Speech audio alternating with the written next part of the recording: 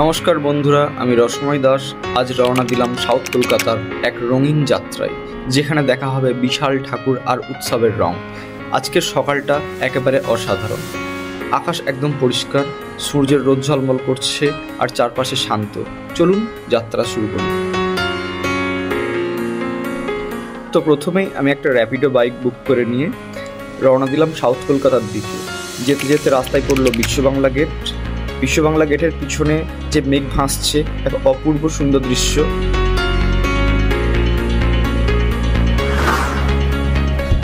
এটা হচ্ছে পাটুলি মোড়, আর একটু গিয়েই আমি পৌঁছে যাব সাউথ কলকাতায়। অবশেষে আমি পৌঁছে গেলাম সাউথের নাকতলার উদয়ন সংঘে। প্যান্ডেলের সামনে দেখি সমস্ত গোত্রের নাম লেখা। এই বছর এদের থিম হচ্ছে অর্পণ, যার অর্থ হলো সমর্পণ করা। তো চলুন দেখে নিই নাকতলার উদয়ন সংঘের ঠাকুর। প্রথমেই ঢুকে দেখতে পাচ্ছি একটা শঙ্খের মধ্যে মা দুর্গা আছে।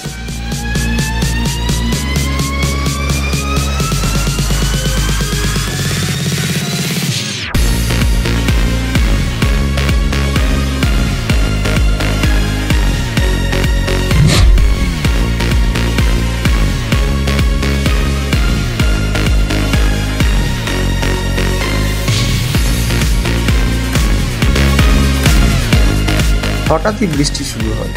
বৃষ্টি থামলে আমরা এরপর চলে আসি ত্রিধারা সম্মেলনীতে। এখানে মানুষের প্রচুর ভিড়। এখনো বিকেল হয়নি, দুপুরবেলা, তাও মানুষের প্রচুর ভিড়। চলুন দেখে নিই ত্রিধারা সম্মেলনীর প্যান্ডেল। এবছর ত্রিধারা সম্মেলনীর থিম হচ্ছে শিবতাণ্ডব।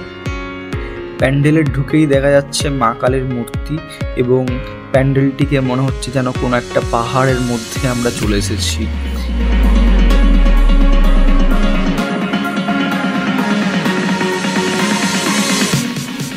এখানে একটা শিব মূর্তি রয়েছে এবং পাশে একটা ঝর্ণা। এই হচ্ছে ত্রিধারা সম্মেলনীর মা দুর্গার মূর্তি। অপূর্ব সুন্দর লাগছে। এত সুন্দর কাজ আমি এর আগে কখনো দেখিনি। আশেপাশে মানুষজনদের কাছে শুনতে পেলাম এখানে সন্ধ্যের দিকে একটা অঘৌরী বাবার শো হচ্ছে। ত্রিধারা সম্মেলনী থেকে বেরিয়ে আমি হাঁটতে শুরু করলাম ভিড়ের মধ্যে দিয়ে, এবং হাঁটতে হাঁটতে পৌঁছে গেলাম দেশপ্রিয় পার্কে। চলুন এবার আমরা দেখে নেব দেশপ্রিয় পার্কের ঠাকুর।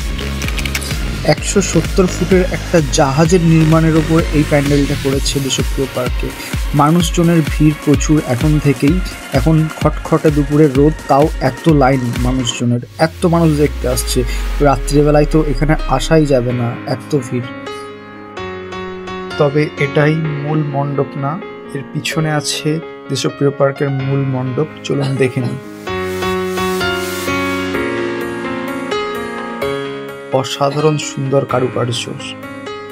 এখানে দুর্গা প্রতিমাকেও খুব সুন্দর লাগছে।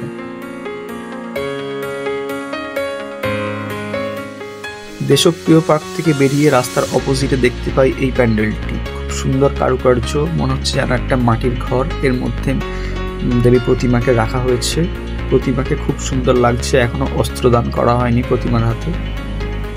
এখান থেকে বেরিয়ে আমি চলে যাই সিংহী পার্কে। দেখে নিন সিংহী পার্কের মণ্ডপ এবং প্রতিমা। এখান থেকে বেরিয়েই রাস্তার ডান দিকে পড়বে হিন্দুস্থান ক্লাব। চলুন দেখে নিই হিন্দুস্থান ক্লাবের পুজো মণ্ডপ এবং প্রতিমা। এটা হচ্ছে হিন্দুস্থান ক্লাব।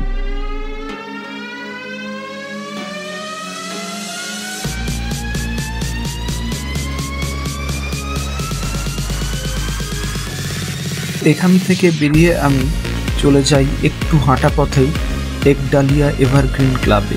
এই বছরে এদের থিম হচ্ছে অরুণাচলম টেম্পল।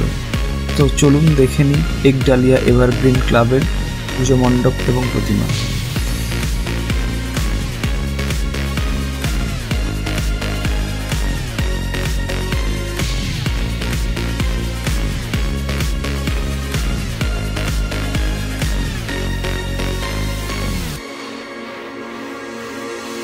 তো আপনারা যদি এতক্ষণ ভিডিওটি দেখে থাকেন, অবশ্যই আমাকে কমেন্টে জানাবেন সবথেকে ভালো পুজো মণ্ডপ এবং প্রতিমা কোনটা আপনাদের ভালো লেগেছে সবথেকে। অবশ্যই কমেন্ট করে জানাবেন। এই ছিল আজকে আমার জার্নি। আজকের মতো এতটুকুই। চলুন দেখা হবে আবার পরের ভিডিওতে।